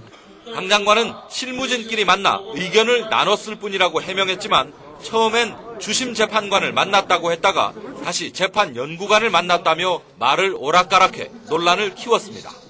야당은 재판에 영향을 미치는 불법 행위라며 강 장관 파면을 요구했고 여당은 부적절한 발언이라면서도 재판 과정에서 흔히 있는 일이라고 맞섰습니다. 여야 지도부 간에도 고성이 오가면서 본회의는 결국 파행으로 끝났습니다. 한나라당 홍준표 대표와 민주당 서가번 의원. 이자분들이 예상하는데 장관이 예상하고 돼요? 한계를 지금 밝혔는데 그게 예상입니까? 결국 꼬리를 내린 강만수 장관. 법과대학을 나온 사람이 최소한 그런 정도는 알아야 된다고 생각하는데 제가 오랫동안 경제 분야에서 일을 하다 보니까 그래서 그 정확한 용어를 사용하지 못하고 또 헌재의 내용에 대해서 잘 모르는 데 대해서는 좀 그런 데 대한 상식이 없었다는 데 대해서는 부끄럽게 생각하고 있습니다. 강만수 장관에게 꼭 들려드리고 싶은 한마디. 부끄러운 줄 알아야지. 진짜 파렴치하죠. 나는 지금 우띠리가 누나 방송에 나와서 얘기한 부가가치세 옆으로 폭 늘린 거 고양이 수술했는데 텐을 붙이더라. 그걸 가지고 방송통신심의위원회에서 시비를 거는 거 아니야. 왜냐하면 부가가치세는 옛날부터 10%였는데 뭐가 늘었냐. 나는 10이라고 했잖아요. 아니 그러니까 텐을 붙였는데 그게 마치 부가가치세가 는 것처럼 사람들이 오해해서 들을 수 있다. 그러니까 10%라는 세율은 그대로인데. 세율은 그대로지. 딴데 붙였다니까요. 원래는 부가세를 붙이지 않던 거세. 거래에다가 부가세를 부과하는 게 문제인 그러니까. 거죠. 아니, 그게 10%인데. 옆으로 늘리는 거 아니야? 아니, 이를테면 제가 12, 30 그랬으면 틀렸죠. 그러면 높아진 건데, 우리말은 10, 영어는 10, 속어는 10. 다 10이라니까요. 그러니까 별별 데 다 부가가치세를 붙이잖아. 10 엄청 나온다. 그러니까요. 뭐 걷어들이는 거지. 원래 산부인과 진료 과목 중에 10% 부가가치세 안 붙이던 것도 붙이고 술, 담배 같은 데다 제약세라고 하면서 막 그거 올린다고 막 그러고. 아니, 우리 영포고양이 뭐. 처음 데리고 올 때는 내가 주사 맞힐 때는 안 줬는데 요번에 크게 수술을 했더니 받아가더라고요. 없던 건데 금방 생겼으니까 너 10 냈다고 한 얘긴데. 그럼 무슨 공정성의 문제가 있는지 나 진짜 모르겠네. 아니, 그러고 보니까 진짜 기억이 나네. 제가 며칠 전에 그러니까 이명박 대통령 취임 4주년 맞아서 새누리당 나승린 의원하고 이제 저 손석희 시선집중에서 이야기를 했잖아요. 이 양반이 그래. 감세 정책이 아니래. 진짜 웃기지 않아요? 70조 원 자기 말로도 한 70조 정도의 감세 효과가 있는데 그걸 감세 정책이 아니면 그게 도대체 뭐예요? 뭐야? 효과는 있고 정책은 아니고. 그러니까 그게 감세 정책이 아니란 거야. 그리고 더 웃기는 건 뭐냐면 저는 이래요. 이게 감세 정책을 할 만한 여건이어야 하지. 예를 들어서 법인세가 우리가 높냐 하면은 사실은 OECD 국가들 가운데 이른바 일정한 경제 규모가 되는 나라들 중에서는 제일 낮은 축에 속하거든요. 일본 같은 경우는 예를 들어서 도요타 자동차, 소니 자동차 이런 데 실효 법인세율이 막 30%가 넘어요. 우리는 저 삼성전자 같은 경우 11.9%밖에 안 되거든요. 미국, 일본 이런 나라들이 법인세 1, 2위를 다투는데 그 나라들이 그러면 기득권 언론들 보도라든지 아니면 나성민 의원 주장들을 하면 다 못 먹고 못 살아야 되잖아요. 그런 나라들이 다 잘 산다고요. 유럽의 선진국 대부분이 법인세 우리보다 훨씬 높거든요. 그런 나라들이 1인당 국민소득 6만 불 이상 간 스웨덴, 스위스. 그럼요. 그다음에 소득세율 같은 경우도 한계 소득세율로 따지면 한국이 OECD 30몇 개국 가운데 두 번째로 낮아요. 우리는 뭐 깎아줄 만한 건덕지도 없는데 사실 2008년에 깎아준 거거든요. 그러니까 그거 소득세, 법인세 깎아주고 나니까 이제 다른 국세 수입의 이제 한 축인 이제 부가가치세가 확 늘어났고 부가가치세는 서민들도 똑같이 내는 세금이니까. 우리 집 영포고양이도 낸다니까요. 그러니까 이제 부담이 늘어나는 거죠, 상대적으로. 세수 줄어드니까 막 일선 세무서 쪼아서 연말에 막 온갖 뭐 자영업자들 쫙쫙 빨아들여서 이제 그 세수 박박 긁어들이는 거고. 어저께 네. 내가 그 라디오 프로그램을 듣고 가는데 중앙일보의 김진 논설위원 있지. 예. 이분이 얘기하시는데 우리나라가 지금 다 같이 경제적으로 어려운 시점에 우리가 결코 어려운 게 아니다. 다른 나라들은 더 어렵다. 우리는 잘 극복해낸 거다. 이렇게 아, 우리나라도 얘기하셔가지고. 1% 있으면 안 어렵죠. 상위 1%에 딱 있다. 내지는 자기가 조중동의 그러니까 데스크보다 외국에 비해서 아니요. 어떤 거야? 보세요. 상황이? 차이가 뭐냐면 미국, 유럽, 한국 다 부동산 거품이 잔뜩 부풀어 올랐지만 미국이나 유럽은 어쨌든 부동산 거품이 터져서 그걸 지금 정리하고 있는 단계란 말이에요. 물론 워낙 이제 유럽들 같은 경우는 일부 이제 특히 남유럽 국가들 우리가 왜 돼지 국가들이라고 했던 남유럽 혹은 국가들, 아일랜드 이런 나라들은 이미 재정 적자가 심각해서 고통을 겪고 있지만 우리는 어쨌거나 지금까지 재정 적자도 많지 않았고 그랬는데 부동산 거품을 전혀 안 터뜨린 상태잖아요. 가계부채는 이명박 정부 들어와서 234조 원 늘어났다. 폭탄을 우리는 안고 있는 계속 상황이다. 키운 거죠. 얹고 있는 게 아니라. 그리고 제가 누누이 이야기하지만 지금 한국 같은 경우는 지금 경제 위기가 터지지도 않은 나라에서 미국이나 유럽을 훨씬 뛰어넘는 GDP 대비 규모로는 훨씬 뛰어넘는 감세 정책하고 재정 적자 팽창책을 동시에 썼단 말이에요. 이 규모가 국회 예산정책처에서 2008년에 분석한 것만 각각 OECD 국가들 가운데 3위에 해당될 정도로 보통은 한쪽만 세 번째 규모로 써도 굉장히 가격하게 쓴 거잖아요. 근데 각각 그걸 두 가지를 동시에 쓰면서 3위 규모로 했다고요. 근데 재정 적자라는 것은 우리 정부 같은 경우는 협소한 의미에 좁은 의미의 정부 재정 적자를 들이밀고 뭐 크게 안 늘어났다 이렇게 얘기하는데 공기업 부채까지 포함하면은 아마 우리 관련 통계가 있다 그러면 세계에서 가장 많이 이렇게 부채를 늘렸을 거예요. 빚이. 예. 이렇게 쏟아붓고도 지금 그 이명박 정부 평균 성장률이 3.1%밖에 안 되거든요. 이거 다 돈이 어디로 갔냐는 거죠. 강만수 장관하고 그때 한번 사회적 논쟁을 할 때요. 이 얘기를 갖고 했거든요. 그린벨트 풀고 들어갈 때 그린벨트라는 거는 다음 세대가 쓸 일종의 생태적 자산인 거 아니에요. 그렇지. 그 얘기하면서 이제 빚 얘기도 같이 했었거든요. 그러니까 정부가 적자를 하면서 돈을 지출한다는 거는 결국 이 세대가 다음 세대가 쓸 돈을 미리 땡겨오는 거거든요. 그러니까 우리 자식이나 뭐가 써야 될 거를 땡기는 거다. 그러니까 제가 또 이제 세대 얘기 많이 하니까 이건 세대 간 형평성이 문제가 있는 거다.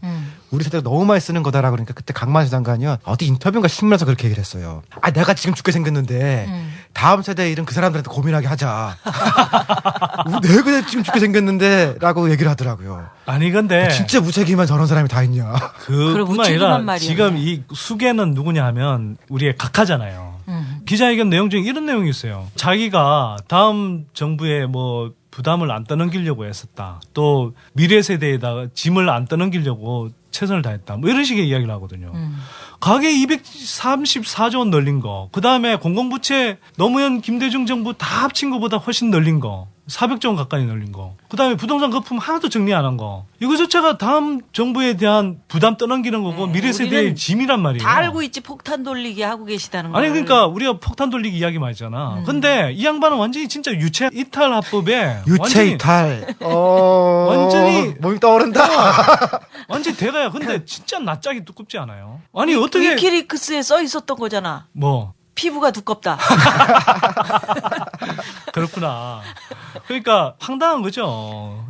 제가 근데 낯짝이 두껍다라고 한겨레 칼럼에 썼더니 그걸 또 낯이 두껍다라고 바꿨더라고요. 전 낯짝이 두껍다라고 얘기했습니다. 아, 그 낯하고 낯짝이 조금 다른가요? 근데 좀 낯 위에 피부 3cm. 그러면 이렇게 표현해. 뭐야? 육질이 좋다.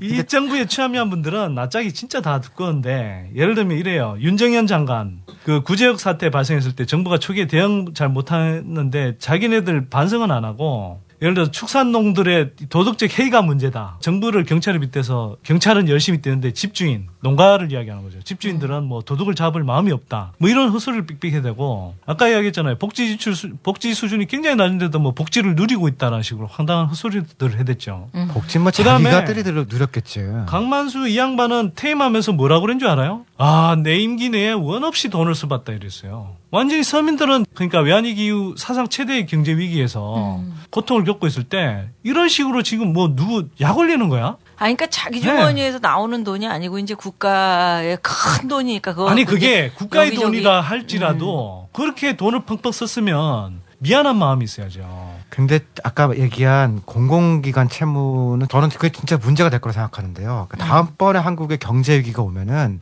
우리나라 정부 자체 문제라기보다는 지금 한전 등 공기업들 있잖아요. 여기가 채권을 국내에서 발행을 잘 하면 소화가 안 되니까 외국에 회사채를 내요. 그러니까 뭐 공기업체라고 합니다. 네. 1,000억 규모에서부터 뭐 5천억까지 이렇게 계속 내는데요. 그 내는 게 뭐야? 외국에다 그러면 회사채를 회사채를 만들어가지고 돈을 빌리는 거야? 달러채도 하고 뭐 엔화채도 하고 그러거든요. 그때 사정 봐서 계속 하고 있거든요. 최근에도 이제 한전에서 대규모로 아마 달러채로 알고 있어요. 그래서 이제 회사채를 발행을 하는데 문제는 뭐냐면은 우리나라 정부가 조금만 외환위기 혹은 위기 관리에 문제가 오잖아요. 그러면은 그러니까 우리나라와 관련돼 있는 그 외평채 같은 것들이 쭉쭉 나빠지겠죠, 평가가. 그 뒤에 회사채들까지 문제가 되면은 방어할 수가 없을 거라는 거예요. 근데 이 회사채는 지금 관리하기 굉장히 어렵거든요. 뭐 한전 뭐 그런 조그만 회사들이 국내에서 문제가 생기니까 그 돈을 지금 계속 외국에서 조달하고 있는데 별로 그 신경도 안 쓰거든요, 사람들이. 모르죠, 무슨 어렵죠, 말이. 뭐 어렵고 네. 일단 아니 모르겠고. 그래도 이제 공기업이 발행하는 채권들 대부분 사실 국내에서 소화하긴 해요. 근데 그걸 누가 사주냐? 국민연금. 이런 데서 사실 그 국민들 뭐 돈 모아놓은 거잖아요. 그걸로 지금 사주고 있다고. 근데 LH공사나 뭐 한전처럼 이렇게 막 빚더미에 앉아있는 그런 구조, 특히 수자원공사 뭐 이런 데처럼 지금 빚더미에 앉아있는 상태의 이런 것들을 국민연금으로 사주고 있으면 지금 당장은 뭐 공기업 수익률이 일정하게 나죠. 근데 위험해질 수도 있단 말이에요. 그때 되면 정말 우리 국민 돈으로 투자한 게 또 날아갈 수도 있어요. 그러니까 지금 지난번에 우리 옷디리가 얘기했던 기관주? 왜 그 주식할 때 기관 투자자 중에서 기관 투자자. 그러니까 청와대 뭐 이런 데서 전화를 해서 예, 거기다 막어라. 도시락 폭탄 던져라. 예, 그러면 뭐. 이제 주식 발표할 때 마지막에 뭐 예, 기관 예, 투자자가 들어왔습니다. 뭐 이거라고 그러는 거 아니야. 예, 그러니까 국민 낸 돈 가지고. 기관 투자자 중에 이제 진짜 은행들도 있는데 이런 연기금 같은 것들이 규모가 크거든요. 그러니까. 그거는 이제 은행들은 자기 판단에 의해서 하는 거고. 한다고 해놓고 거기서 청와대에서 전화 오면은 또 하고 그다음에 우정국 같은 데 있잖아요. 우체국. 그러니까 우정국. 우정사업본부라고. 잠깐 일본 갔다 오셨어. 아니.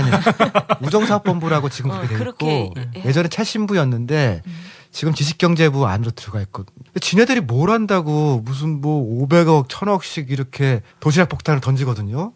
아니 우리가 열심히 택배 같은 거 우체국에 맡기고 뭐 이렇게 해서 번 돈 가지고선 이런 거 사주는 거라니까 지금. 그게 뭐 일부에서는 아니 뭐 투자기관에서 그런 거 뭐 좀 사주는 게 어떠냐 이렇게 이야기하는데 그게 은밀한 나름대로 이제 자산 운용 전문가들이 철저하게 투자적인 관점에서만 그 판단해서 뭐 주식을 사주고 한다면 문제가 아니겠지만 그게 아니라 사실은 정부 눈치 보면서 막 주가 부양하듯이 이렇게 해준단 말이에요. 각하께서 주식은 3천까지는 보장을 하셨던 거 아니에요? 아니 갈지도 몰라요. 근데 순간적으로. 그게 문제인 거죠. 국민 돈을 끌어와서 왜 일부 주식 투자한 사람들 또는 그 해당 기업들 돌려서 먹는 해당 기업들 왜 주가를 부양해 주냐고요. 전 그건 지난 아니라는 얘기인데 YS 시절에 OECD 가입하면서요. 그때 국민소득 10,000불을 만들겠다고 환율을 가지고 사실은 10,000불을 만들었잖아요. 그러고 나니까 그때 생긴 불균형이 커져서 IMF 경제위기가 온 거거든요. 주식이나 이런 것들도 집가도 마찬가지고 자연스럽게 움직이게 하면 그 안에서 또 망할 땐 망하고 돈 벌 땐 돈 벌고 그러면서 일정 정도 균형을 찾아가는데 지금 모피아들이 하는 거는 관치금융이며 직접 개입이거든요. 근데 거기 들어가는 돈들이 사실은 대학생들한테 지원됐어야 될 등록금 혹은 서민들한테 이를테면 먹고 사는 거나 이런데 지원해줘야 될 돈들을 모아서 그 돈이 양복 입은 양복쟁이들에 의해서 들어가는 거란 말이에요. 우리도 모르게. 예. 그러니까 어렵고 힘든 사람의 돈을 모아서 위에 힘쓰고 잘난 사람들의 거를 메꿔주는 이 시스템이 정의롭냐. 모피아 문제가 그거거든요. 그러니까 이 양반들이 하는 건 뭐냐면 큰 틀에서 보면 피라미드의 밑바닥에 있는 돈들을 쭉쭉 빨아들여서 하여튼 위로 올리는 건데 이렇게 사실 자기네들이 만든 정책과 제도 때문에 서민 경제가 계속 외환위기 이후에 계속 어려운 거거든요. 그러니까 일시적인 경기 회복이나 후퇴와 상관없이 계속 서민 경제가 계속 어려운 건 뭐냐면 이렇게 잘못되어 있는 그 경제 구조 때문이란 말이에요. 근데 이 양반들이 막 자기 책임을 묻고 뭐 예를 들어서 감세 정책에 대해서 또는 토건 사업에 헛돈 쓰는 거 이런 것들이 결국은 이런 문제들을 만들어낸 거란 말이에요. 그러면 이걸 반성할 생각은 없고 중소기업이 어렵다 뭐 양극화가 심해졌다 이렇게 이야기를 하면 이 양반들이 이야기하는 건 뭐냐면 강만수가 한 이야기인데 양극화와 중소기업 몰락은 세계적인 추세다. 이따위 식으로 이렇게 변명을 한단 말이에요. 진짜 그러니까 우리는 잘 극복해냈다고 이런 걸 아니 얘기하는 황당한 거 거죠. 아니야? 그러니까 그 한번 아직 생각해 보세요. 터지지도 않았는데. 아니 이런 비유를 하자면 이런 거예요. 예를 들어서 한 3억 빚내 갖고 흥청망청 쓴 집이 있단 말이에요.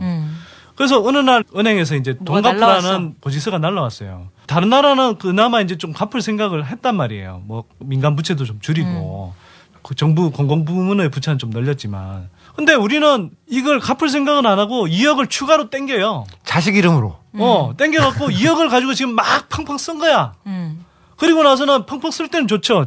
잠시. 대다수 서민들은 좋다고 느끼지도 않지만 지표상으로는 잠깐 OECD 다른 나라들에 비해서 경제 위기를 본격적으로 겪은 나라에 비해서는 우리는 뭐 진앙지도 아니면서 그런 나라들보다는 우리가 괜찮지 않냐 이렇게 막 이야기하는데 그 내용을 뜯어보면 훨씬 다른 나라보다 많은 돈을 쓰고도 빚잔치를 한 거죠. 그러니까 재정경제부, 기획재정부, 네. 거기서 늘 서민들이 느끼는 그 우리가 느끼는 어떤 그 지금 경제는 너무 어렵고 초라한데 숫자로 거기서는 팔아. 우리 이렇게 잘했지 않느냐 이런 걸 몇 번 발표했었잖아. 그래가지고 아니, 근데 이상하다 이렇게 느꼈는데 그런 거구나. 의료로 얘기하면은 환자가 있으면은 뭐 양의로 하든 뭐 침을 맞든 아픈 데 가서 고쳐야 될 거 아니에요. 근데 몰핀을 딱 놓는다. 그러면 그때는 안 아프잖아요. 근데 그게 지들끼리 몰핀 맞은 거예요? 그럼? 근데 그게 병이 난 느낌이 아니죠. 어떻게 보면 한국 경제에 긴급 조치를 2008년도 이후 했다는 게 몰핀을 맞춘 거예요. 돈을 그냥 외부에서 끌어다가 잠깐 돌리면은 아니, 그러니까. 피가 도는 것 같은데. 우리는 아픈데 자기들끼리 맞았냐고. 몰핀만 맞은 게 아니고 돈을 빼갔죠, 사실은. 그 와중에. 근데 이 양반들은 낯이 굉장히 했던 두꺼운 양반들인데 요즘 그 해를 품은 달이라는 그 MBC 드라마 있잖아요. 해품달. 그거 되게 해품달 되게 많이 떠서 저도 이제 아내랑 같이 보는데 한가인이 액바지 무녀 노릇을 했잖아요. 누님 안 보시는구나. 나 안 봐. 그러니까 오랜만에 누님이 멍한 표정을 짓고 있어. 거기 보면 이제 김수현이 임금으로 나오고 그런 다음에 그 한가인이 이제 액바지 무녀로 나오는데 임금이 이제 막 힘든 과로에 이제 지쳐 있으면 이제 임금의 액을 흡수해서 그 피로를 말끔하게 가시게 하는. 근데 내가 볼 때는 이 양반들 옆에는 액바지 무녀가 아니라 욕바지 무녀가 있는데 완전히 욕을 서민들은 욕을 사발로 하고 있는데 이 양반들은 전혀 무감각해. 그리고 강만수 같은 경우는 산업은행장 가서 8억씩 연봉 땡겨 쓰는데도 아무 그래, 서민들이 아픔도 모르고 가슴 아프지. 그리고 강만수 같은 경우가 대표적인 그 돈이 게 뭐냐면 누구 돈으로 나가는 거냐고. 월급 그러니까. 펑펑 쓰고. 그리고 우리 집 야옹구가 된 텐이 다 글로 가는 거니까요. 근데 보세요. 정부 정치권만 얽혀 있는 게 아니라 강만수가 지금 산업은행장으로 가 있잖아요. 그러니까 퇴임 이후에 이렇게 간다고. 또 박병원 같은 경우는 노무현 정부 때 재경부 차관하면서 분양원가 공개 반대하고 그 당시에 이제 열린우리당 정책위 의장이 홍재형이어서 탄핵 직후에 굉장히 중요한 그 열린우리당이 바뀌는 모습을 보여줘야 되는데 뭐 그때 이제 오히려 분양원가 공개 오히려 총선 공약으로 내세웠는데 그거 뒤집어버리고 막 그랬거든요. 그러니까 이런 모피아 출신 정책위 의장이 잡고 있고 기획재정부 같은 데는 막 이현재 또 박병원 같은 이런 양반들이 골프장 건설한다고 그러고 저 현 정부 들어와서는 경제수석까지 했어요. 경제수석하고 나서는 지금 가 있는 게 뭐냐? 뭘로 가 있을 것 같아요? 은행협회장. 그러니까 우리 은행 회장하다가 은행협회장으로 가 있어. 그러니까 이런 식으로 모피아라는 게 뭐냐면 그냥 정부 관료 체제에서 끝나는 게 아니라 정치권, 민간 금융기관들 이런 데를 장악하는 데 쫙 가서 기득권 위주로 그다음에 해먹는 사람들끼리만 이렇게 해먹는 구조를 이렇게 만들어 놓은 거죠. 한국은행에서 물가 결정하는 금융통화위원회 한 자리를 은행감독위원회에서 추천하게 돼 있죠. 그 모피아 자리죠. 그렇지. 그러니까 서로 추천하고 서로 가고 형님 먼저 아우 그 먼저 사람들끼리만 이렇게. 보면은 우정과 사랑과 신의가 돈득해요. 우리가 죽겠죠.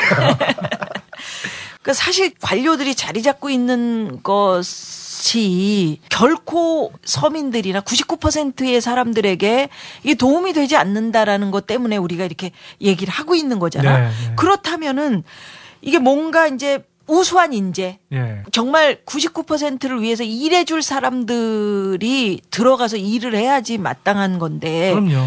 그런 것을 만들기 위한 어떤 제도적인 장치라든지 그 인재, 풀 이런 게 좀 있어야 되는 거 아니냐. 그러니까 이런 생각을 해보네. 정부 전체를 인수하거나 그렇게 하기에는 시민단체나 뭐 학계가 그렇게까지는 숫자가 안 되는데 어쨌든 청와대 뭐 저는 경제 드림팀이라고 부르는데 경제수석 위에 정책실장, 경제수석 그리고 그 밑에 5명의 비서관 등 그 정도는 우리가 충분히 채울 숫자가 되거든요.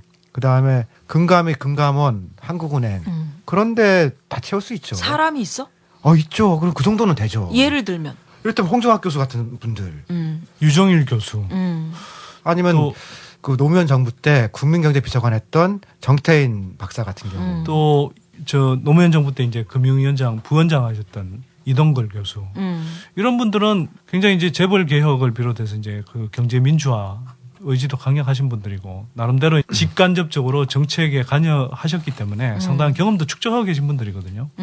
이런 분들을 상당히 중용하면 근데 이제 전반적으로는 팀으로 들어가야 돼요. 한두 사람이 들어가서는 견제가 좀 있어야 되는구나. 고립되죠. 예, 고립되고 결국은 막 쪽수로 밀려버리거든요. 뭐 회의를 하더라도 뭐 관료 출신 모피아들이 또는 모피아에 세뇌된 얼치기 예를 들어서 뭐 이렇게 정치만 아는 제가 주장하는 이런 양반들이 막 소리 질러버리면 고립돼 버리기 때문에 안 돼요. 그래서 이게 팀으로 들어가서 전체적으로 새로운 어떤 경제 철학과 비전을 끌고 갈 수 있도록 해줘야 되죠. 대통령 보좌에서. 정책실장, 경제수석만 중요한 게 아니고 그 밑에 비서관들이 있거든요. 여기도 국장급, 실장급 높아요. 여기를 관료한테 주면 안 된다는 거예요. 그러니까 예를 들면은 농수산식품 비서관 그러면 농업 관련된 거 해야 될 때 제가 보면 뭐 송기호 변호사 같이 FTA 반대하고 쭉 나왔던 오랫동안 변호사이면서 동시에 이제 농업 활동했으니까 각 분야 이런 분들이 있거든요. 그렇지, 찾아보면 있지. 그러니까 그 밑에는 또 행정관이 있어요. 행정관은 데리고 와도 되는데 비서관과 수석은 최소한 대통령이 신뢰하고 같이 일할 수 있는 사람들로 뭐 8명 정도 채우는 게 그게 어렵지 않다는 거예요. 근데 김진표 등 예전에 청와대를 누구를 보낼까 결정했던 그 맡고 있던 사람들은 그것도 다 모피아들이 먹었거든요. 그러니까 대통령 바로 옆에 자기 쪽 연락관을 딱 놓으니까 누구 얘기 들을까 그러면은 무슨 국장 무슨 과장 이렇게 할 거 아니에요. 이 안에 한 8명 정도는 저는 드림팀으로 채워야 되고 그 정도는 있다 이거예요. 청와대도 그렇고요. 뭐 조국 교수가 진보 집권 플랜에서 이야기했던 거지만 각 내각의 포스트 장관 자리들도 미리 좀 셋업 캐비닛 형식으로 이렇게 짜놓는 게 좋죠. 뭐 예를 들어서 국토해양부 장관이다 그러면 뭐 김진애 의원 이런 양반들, 법무부 장관 같으면 조국 교수 같은 분들 해서 아니면 노회찬 의원, 완전히 막 노회찬 의원 이런 양반들도 괜찮고요. 둘 중에 대통령 하나 나오면 뭐 난리 나겠는데 지금 거론된 분들이 완전 다 주용되는 건데. 우리가 입으로는 중원을 다 이렇게 들먹이는 사람들. 그래.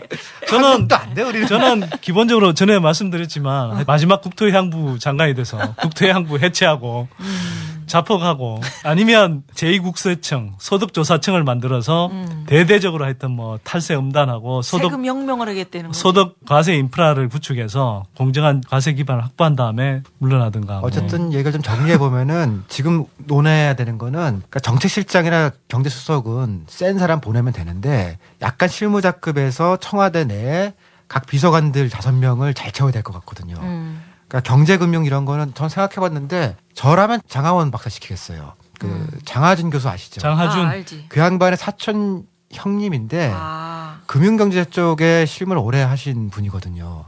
그런 분 시키면 될 것 같고 지식경제는 여기는 뭘 할 거냐면은 산업 쪽 일도 있지만 원자력을 안 하면 탈핵을 하겠다. 그러면 여기를 잡아야 되는 거거든요. 그러니까 이건 시민단체에서 에너지 정책을 탈핵 오래 했던 분이 하면 돼요. 근데 중소기업 비서관이 있거든요. 이거는 제가 보기에는 20, 30대 세대 문제를 포함해서 젊은 뭐 청년 유니온에 누구나 이런 사람들 오면 되거든요. 그러니까 중소기업을 축으로 해서 청년 문제를 풀다. 그다음에 공정거래위원회가 굉장히 중요한 자리예요. 그게 근데 내 선택 잘할 것 같아 그거는.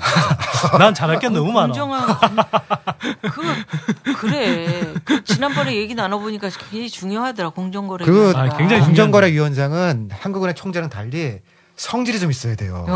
내가 너 죽일지도 모른다고 말하는 딱 그게 있어야 되거든요. 저는 잘해. 딴 건 모르겠는데 성질은 진짜 더러워. 성질은 진짜. 미안해. 처음에 그런지 몰랐잖아, 선띠라. 뭐요? 네가 순한 줄 알았잖아, 누나는. 지금도 순둥이잖아. 순둥이잖아, 지금. 진짜 너 두 얼굴을 가진 사람. 헐크야, 헐크? 갑자기 옷이 찢어지네. 그래서 공정거래위원회. 공정거래위원회 같은 경우에 이제 재벌 개혁과 관련해서 굉장히 하여튼 강한 의지를 가진 뭐 홍정학, 유정일 교수 이런 분 가셔도 좋을 것 같고요. 아니 그리고 팀으로 가는 것도 필요하고 한편으로는 저는 이제 미국에 있으면서 백악관 조직을 좀 들여다보면서 백악관이나 아니면 화이트하우스. 예, 멋있다. 거기에 굉장히 한국에는 없는 굉장히 중요한 조직이 있는데 뭐냐면 OMB라는 조직이 있어요. 이게 이제 영어로 풀면 Office of Management and Budgeting인데 우리로 치면 관리 예산처 그러니까 기획 예산처라고 하기는 근데 좀 이렇게 오해를 줄 수 있는데요. 여기가 보면 한 500명 정도의 전문 인력이 있어요. 이 사람들은 무슨 기존의 관료 조직하고는 다르고요. 대통령 백악관 안에서 대통령을 전문적으로 보좌를 해요. 그리고 예를 들어서 이제 뭐 숫자라든지 각종 통계, 수치 이런 것들을 이제 가지고 그러니까 예를 들어서 어떤 중요한 사업들을 했다. 각 정부 부처별로. 그러면 거기에 평가를 해요. 평가를 해서 이 사업이 어떻게 굴러가고 있다는 걸 대통령이 시시때때로 보고를 받아요.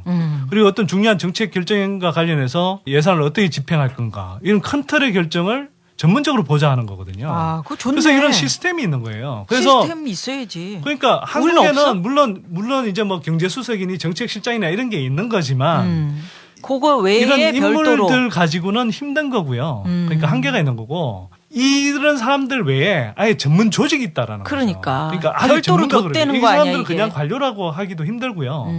백악관 직속으로 돼 있는데 그럼에도 불구하고 특별 보좌 팀. 그렇죠. 아주 이 사람들은 진짜 스텝 같은 거죠. 그렇죠. 그래서 이게 미국이 시스템으로 굴러간다는 이야기가 뭐냐면 이런 조직들이 있는 거라고요. 근데 백악관뿐만 아니라 주정부 또 뉴욕시 정도의 규모가 되면 그런 데도 다 있어요. 그래서 제가 박은수 시장님한테 그 여러 가지 몇 가지 이제 말씀을 드렸는데 그 중에 하나가 뭐냐면 오세훈 시장 때 뭐 정무직 보좌진들을 많이 써서 그거 이제 기존 공무원들이 사실 싫어한 건 맞거든요. 막 이렇게 선거 한번 치르고 나니까 막 갑자기 뭐 4급이던 게 막 1급으로 뛰어버리니까 기존 공무원들 입장에서는 사실 진짜 배 아픈 거죠. 열받기도 하고. 공무원들도 또 일하기도 힘들고 또 그렇게 그렇죠. 되면. 너무 이제 나대니까. 그러니까 박 시장님은 너무 성품이 착하신 분이니까 그런 걸 생각해서 또 너무 줄여놨어요. 근데 지금 제가 볼 때는 그 말씀드렸다시피 이게 공무원들 보고서를 처음에는 그냥 걸러서 보는데 그게 계속 같은 내용이 올라와 버리면 시장님 같이 이렇게 중요한 결정을 하는 혼자서 사람들한테 계속 볼 수는 없지. 예, 그걸 걸러주는 어떤 그냥 보좌진이 아니고 전문 보좌진들이 없으면 시장 혼자 판단을 못 해요. 그래서 또 가부하가 걸려버리면 급하게 판단해야 되는 경우도 그렇지. 있고. 그래서 제가 그런 조직을 가능하면 갖추면 좋겠다. 이건 정무직으로 놔두는 게 아니라 시장님의 의사결정 품질을 높이기 위해서. 그렇게 해서 사실 뭐 10명, 20명 더 늘리는 것은 그 인건비가 조금 늘 수는 있지만 결과적으로 보면 서울시 전체를 위해서 시민들 전체를 위해서 굉장히 좋은 일이라고 저는 보는 거거든요. 그런 구조를 만들어야 되죠. 그러니까 이제 점차로 이런 구조가 만들어지면 좋겠다. 향후에 그 정책을 잡으실 분들, 네. 그러니까 그 어느 당이든 네. 이렇게 해서 딱 미리 준비를 하는. 예를 들어서 외국 같은 경우는 본인이 진짜 정치를 하겠다 그러면 애들 때부터 그런 교육을 하는 거 아니야? 애들이 자기가 그런 꿈이 있으면. 근데 우리는 그런 어떤 미리미리 준비하는 거. 그 특히나 또 우리 두 띨띨이 얘기를 들어보면 경제가 가장 중요한 거 아니야? 정치보다도 경제가. 그래서 제가 책 제목이 문제는 경제다 아닙니까? 그러니까. 아니 문제만 내지 말고 답을 줘. 답은 경제다 그래야지. 아니 형님은 근데 왜 책 선전을 안 하세요? 제 지금 앞에 1인분 인생. 우리 진짜 나답게 살기 위한 우석훈의 액션 대로망. 김영민한테 허락받고 제목을 달았어야 되는데 3인분 인생이라고. 너무 선전하지 마. 아니 근데 1인분 인생 뜻이 뭐예요? 아니 말 그대로예요. 1인분 인생을 살자. 그러니까 그게 어떤 의미냐? 온전하게 살자 이런 거야? 한 사람 목.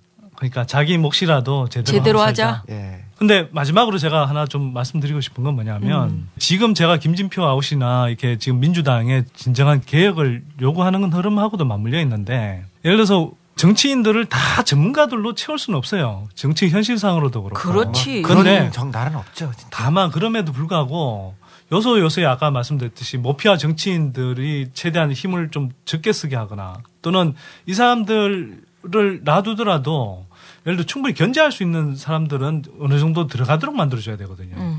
지금 민주당 같은 경우는 김진표를 그대로 놔두고 지금 제대로 이제 개혁을 할 수 있는 그런 사람들은 아직도 전혀 영입을 안 하고 있는 거잖아요. 그 선띠리가 얘기하는 거는 정권이 바뀌었을 때를 염두에 두고 얘기하는 거지. 아니 꼭 정권이 바뀌지 않더라도. 보세요. 이제 노무현 정부 때 부동산 정책이 예를 들어서 이렇게 막 왜곡되고 이런 것들이 뭐냐면 그때 예를 들어서 그 분양가 공개 그 반대한 거의 상당 부분은 사실 486 의원들 중에서도 많이 했어요. 그다음에 뉴타운 특별법 그 이명박 서울시장이 처음 추진했지만 그걸 중앙정치 차원에서 입법한 게 사실은 열린우리당 의원들이 먼저 했거든요.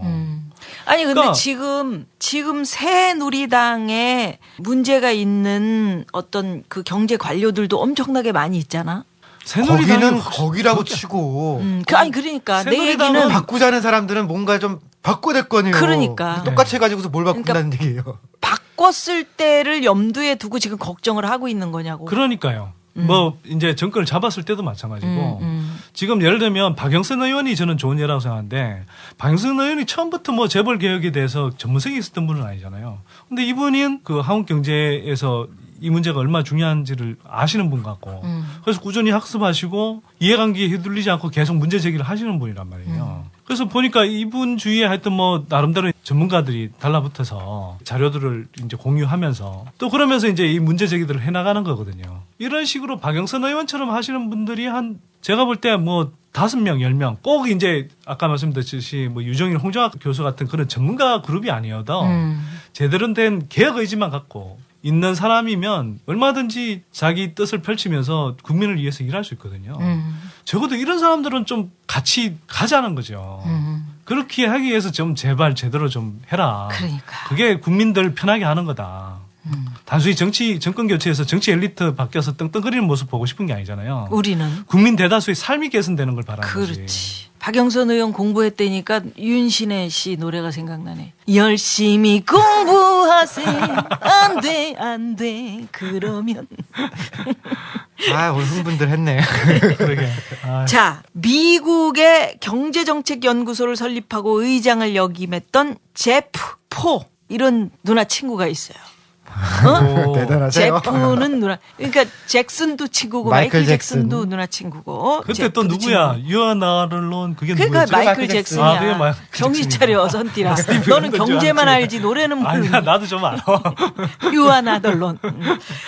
그 제프 포가 이런 얘기를 했어요. 정당을 뛰어넘은 미국의 지배계층은 특권을 가진 자신들의 고객들만 보호하고 나머지 우리들은 규제가 없는 따라서 잔인하고 무자비한 세계 시장에 내던지고 있다. 이런 얘기를 했거든. 근데 요거를 그 미국의 지배계층 요거를 한국의 모피아 요렇게만 바꿔놔도 정말 오늘 우리가 얘기했던 거에 딱 압축이 되는 그런 정당을 뛰어넘는 한국의 모피아는 특권을 가진 자신들의 고객들만 보호하고 이렇게 된단 말이야. 그렇죠. 우리는 고객 아니죠. 슬프다.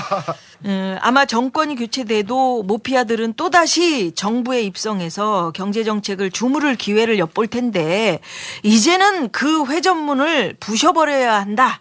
우린 이렇게 주장을 하고 있는 거고 그래서 그 모피아들한테 끌려다니는 게 아니라 99%의 서민들을 위한 경제정책을 세우고 그런 정책을 만들 수 있는 사람들이 이렇게 지하가 아니라 좀 밝은 곳으로 나가서 활동할 수 있는 그런 세상이 되기를 바라면서 4층에 갔더니 방송통신위원회 제재받던데 나는. 아니 근데 누님 지하에서 벽보 나갔더니. 붙어 있어 지금. 누님 말씀하는 거 들어보다 보니까 옛날에 그 안기부 모토가 그거잖아요. 뭐요? 음지에서 양지를 지향한다고. 우리가 안기부야. 다 끌어와. 여기 진짜. 애잔하다. 용민이 지금 저쪽에서 편집하고 있는데 용민이 와가지고 그거 얘기하라 말이야.